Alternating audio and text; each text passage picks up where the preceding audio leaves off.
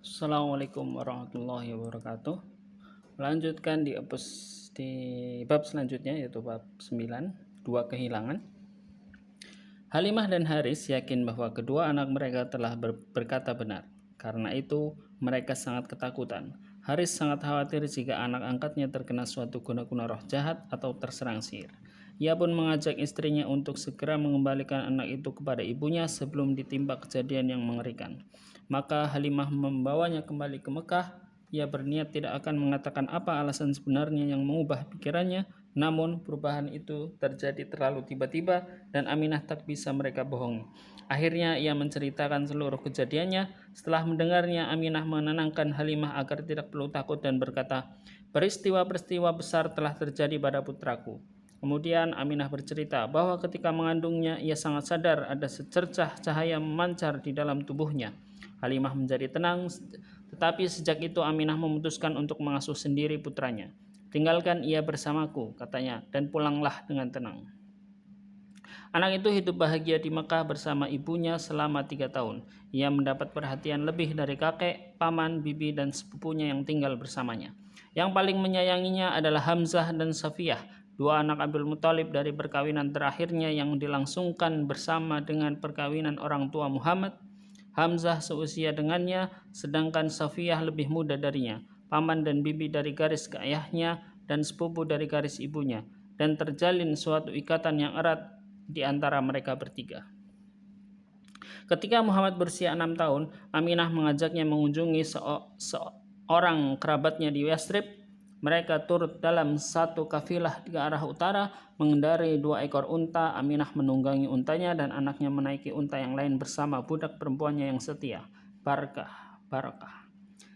Di kemudian hari, Muhammad menceritakan kegembiraannya saat belajar berenang di rumah saudaranya, keluarga Khazraj, dan bagaimana saudaranya itu mengajarinya bermain layang-layang. Namun tak lama kemudian saat perjalanan pulang, Aminah jatuh sakit. Mereka pun berhenti dan ditinggal oleh rombongan. Setelah sakit beberapa hari, Aminah meninggal dunia di Abwa, tidak jauh dari Yathrib, dan di sanalah ia dikuburkan.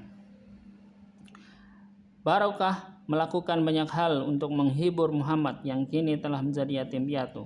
Ia membawanya kembali ke Mekah bersama satu kafilah yang lain. Sekarang Muhammad diasuh sepenuhnya oleh kakeknya, dan kecintaan Abdul Muthalib kepada Abdullah pun segera tercurahkan kepada anaknya. Abdul Muthalib sangat senang tinggal di dekat Ka'bah, seperti saat-saat ia mendapat perintah untuk menggali Zamzam. Karena itu keluarganya selalu menghampar tikar untuknya di bawah naungan Ka'bah, karena sangat menghormati ayah mereka. Anak-anak Abdul Muthalib termasuk Hamzah tidak berani turut duduk di atas tikar itu, tapi cucu kecilnya itu tak segan-segan duduk di atasnya. Jika para pamannya menyuruhnya pergi, Abdul Muthalib akan berkata, "Biarkan cucuku tinggal bersamaku. Demi Tuhan, masa depan yang gemilang ada di tangannya." Muhammad biasa duduk di samping Abdul Muthalib di atas tikar itu dan menunggangi punggungnya. Abdul Muthalib merasa senang dengan semua kelakuan cucunya itu. Hampir setiap hari mereka tampak berduaan, bergandengan tangan di Ka'bah atau dimanapun mereka berada di kota Mekah. Abdul Muthalib sering membawa Muhammad datang ke majelis tempat berkumpulnya para kepala suku di kota itu yang jumlahnya lebih dari 40 orang untuk mendiskusikan berbagai masalah. Bahkan laki-laki berusia 80 tahun itu tak malu-malu menanyakan pendapat bocah berumur 7 tahun itu tentang banyak hal.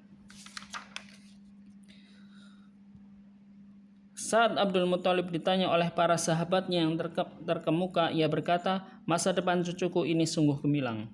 2 tahun setelah kematian ibunya, anak yatim piatu itu juga kehilangan kakeknya. Saat meninggal dunia, Abdul Muthalib mempercayakan cucunya kepada Abu Thalib, saudara kandung ayah Muhammad.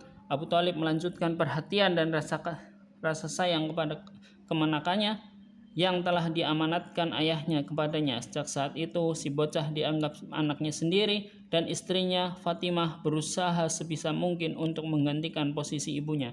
Di kemudian hari, Muhammad sering mengatakan tentang Fatimah bahwa ia membiarkan anak kandungnya sendiri lebih lapar ketimbang dirinya, sang kemenakannya. Demikian dari bab 9 kali ini. Semoga bermanfaat. Terima kasih. Wassalamualaikum warahmatullahi wabarakatuh.